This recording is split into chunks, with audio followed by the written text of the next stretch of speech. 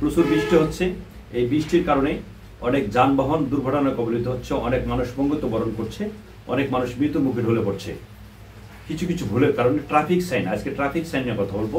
এই বৃষ্টিতে কিছু কিছু ট্রাফিক সাইন খুব গুরুত্বপূর্ণ। ট্রাফিক সাইনগুলো আমরা না বুঝি তাহলে কিন্তু আমরা দুর্ঘটনার শিকার হই। আজকে 3টা ট্রাফিক সাইন নিয়ে কথা বলবো। বৃষ্টি হচ্ছে, অনেক রাস্তায় দেখবেন যে কর্দমাক্ত হয়ে গেছে, অনেক রাস্তায় খালকন্দে ভরপুর। আমরা এগুলো বুঝি না, না বোঝার কারণে বুঝতে পারি না সামনে কি অবস্থা। পাঙ্খা পাঙ্খা বাইক চালাচ্ছি, পাঙ্খা পাঙ্খা গাড়ি চালাচ্ছি, সামনে গিয়ে গর্তের মধ্যে পড়ে যাচ্ছে। এখন 3টা আমি ট্রাফিক সাইনের কথা বলি। 3টা ট্রাফিক সাইন এই বর্ষাকালের জন্য খুবই গুরুত্বপূর্ণ। এই যে এখন যে ট্রাফিক সাইনটা দেখাচ্ছি, এটা হচ্ছে সামনে গর্ত আছে, এই যে ত্রিভুজ আকারের, এই যে দেখেন এই ত্রিভুজ আকারের যে সাইনটা, এটা হচ্ছে, এটা বুঝতে হবে যে সামনে, এটা যদি সামনে ডাইনা বামে যদি আপনি দেখেন রাস্তার পাশে সড়ক এবং জনপদের কর্তৃপক্ষ যদি এটা এই ট্রাফিক সাইন লাগিয়ে থাকে, তাহলে বুঝবেন যে সামনে গর্ত আছে। আপনার গাড়ির যদি গতি 80 থাকে, 60 থাকে, গতিটা একদম নিজের নিয়ন্ত্রণে নিয়ে চলে আসবেন, সামনে গর্ত আছে মাস্ট। সে কারণে আপনি যদি এই সাইনটা না বোঝেন, সেক্ষেত্রে আপনি কিন্তু গিয়ে ওই গর্তের মধ্যে পড়ে যাবেন, দুর্ঘটনায় পড়ে যাবেন। এখন আরেকটা সাইন দেখাবো, সেটা হলো এই যে দেখেন একটা লোক বাঁকা হয়ে কি যেন ঠেলা দিচ্ছে, অর্থাৎ এটা হচ্ছে রাস্তার কাজ চলতেছে, সামনে রাস্তার কাজ চলতেছে, বড় গর্ত না থাকলেও কাজ চলতেছে, ইট আছে, বালু আছে, সুরকি আছে, বিভিন্ন ধরনের সমস্যা আছে, ছোট ছোট ভাঙা আছে, এরকম থাকে। অর্থাৎ রাস্তার কাজ চলতে গেলে যে জিনিসগুলো রাখার দরকার সেই জিনিসগুলো ওখানে আছে। অর্থাৎ আপনি আগে যে গতিতে গাড়ি চালিয়েছেন, এখানে গেলে আপনার গতিটা কমিয়ে দিতে হবে, তাহলে কিন্তু আপনি বিপদে পড়তে পারেন। যদি বাইকার হন, বাইক কিন্তু স্লিপ কেটে আপনি পড়ে যেতে পারেন। ট্রাফিক সাইন যদি আপনি না বোঝেন, সেক্ষেত্রে আপনি বিপদে পড়তে পারেন। এই কারণে রাস্তা আপনি যেভাবেই চলেন না কেন, চলার পথে অবশ্যই ট্রাফিক সাইন ফলো করতে হবে।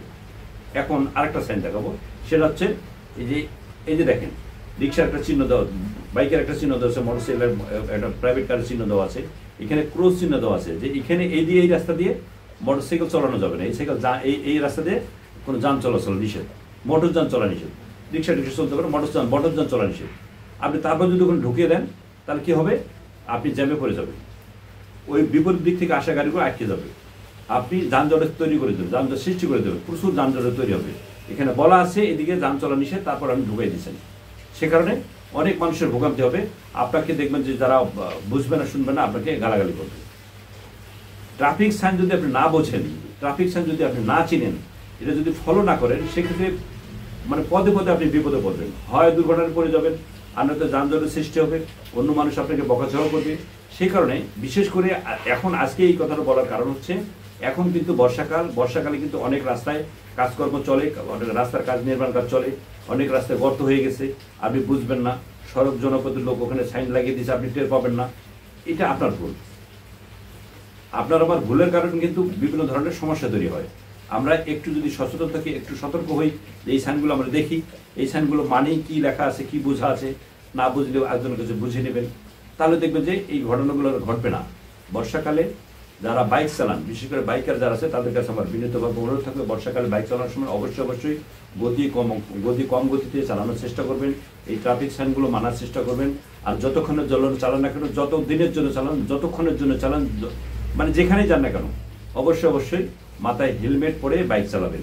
হেলমেট কখনো ক্ষতি করে না, শুধুমাত্র উপকার করে, শুধুমাত্র হেলমেট উপকার করে। কাজেই হেলমেট ছাড়া বাইক চালাবেন না, গতি কমিয়ে চালাবেন, তাতে আপনারই মঙ্গল। যে যেখানে আছেন ভালো থাকবেন, সুস্থ থাকবেন, নিরাপদে পথ চলবেন। আসসালামু আলাইকুম।